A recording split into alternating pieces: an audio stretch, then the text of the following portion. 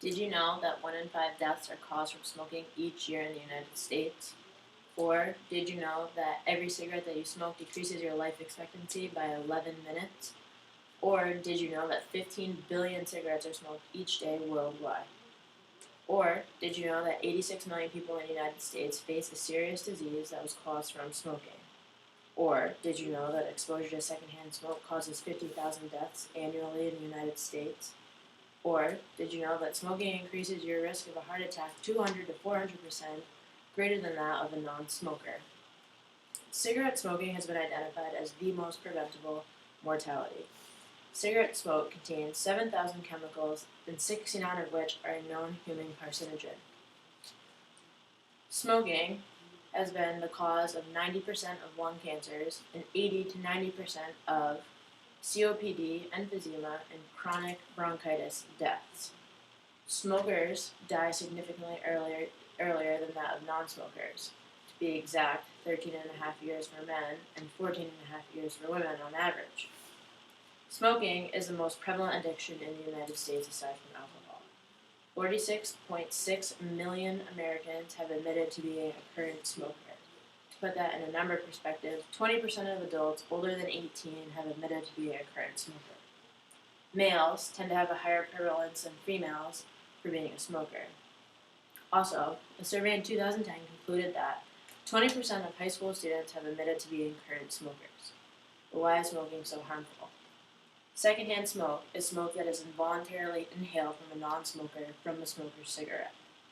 The smoke that is inhaled from the smoker's cigarette is also known as a human carcinogen and is responsible for an estimated 3,400 lung cancer deaths and 46,000 heart disease deaths. A mixture of two forms of smoke are formed from the burning of tobacco. One, side stream smoke, which is the smoke that comes from the end of the burning cigarette, and two, mainstream smoke, which is the smoke that is exhaled from the smoker. Tobacco smoke is a mixture of gases and particles and has been linked to a high percentage of lung cancers. Also, in a recent study, it has been shown to be linked to breast cancer. With high concentrations of mainstream and high concentrations of side stream smoke, it's been seen to cause breast cancer in rodents. Chemicals from tobacco smoke can make their way into the breast tissue, which can make their way into the breast tissue milk ducts and be found in breast milk. The number one cause for adverse outcomes in babies is smoking while pregnant. Babies can be born premature, with light birth weight, or even have a stillbirth. When a pregnant woman smokes, there is no medicine that can outweigh the adverse effects of smoking. Nicotine chokes off the oxygen by narrowing the blood vessels throughout the body. This causes devastating effects to the child's growth and the development. But if smoking's so bad, why do people start in the first place?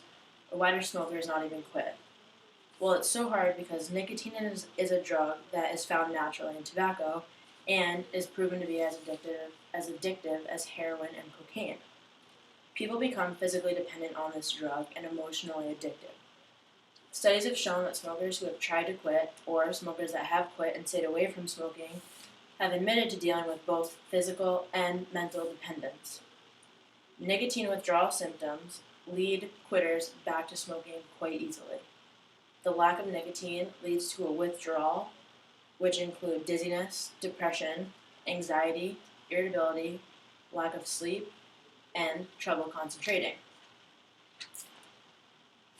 So, if there is no positive effect to smoking, why do people start in the first place? Why do people quit? The best thing to do is be smart and don't